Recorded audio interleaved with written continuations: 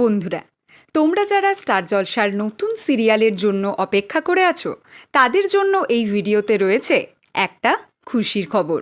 বন্ধুরা, তোমাদের কয়েকদিন আগেই আমি জানিয়েছি স্টার জলসায় আসছে খুব ট্যালেন্টেড পরিচালক সৃজিত রায় ও স্ক্রিপ্ট রাইটার সৌভিক চক্রবর্তীর প্রোডাকশন হাউসের নতুন সিরিয়াল।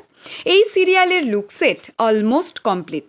স্টুডিও সূত্রে খবর, এই সিরিয়ালকে সুপারহিট করতে নিয়ে আসা হচ্ছে এক সময়ের অ্যাক্রোপলিস প্রোডাকশন হাউসের নাম্বার 1 ডিরেক্টর সৌমেন হালদারকে।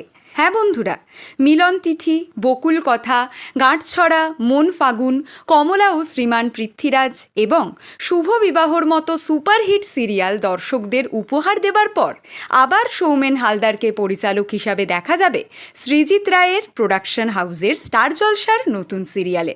টলিপাড়ায় যে সমস্যা শুরু হয়েছে সেই সমস্যা মিটে গেলেই শুরু হবে এই সিরিয়ালের শুটিং।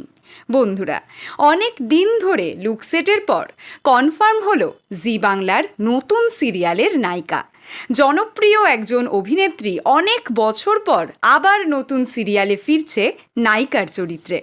এর পরের ভিডিওতে তোমাদের জানাবো সেই অভিনেত্রীর নাম, আর ঠিক তার পরের ভিডিওতে তোমাদের জানাবো তেঁতুল পাতা সিরিয়াল শেষ হওয়ার আগেই কোন জনপ্রিয় অভিনেতা চলে গেলেন স্টার জলসার রানী ভবানী সিরিয়ালে।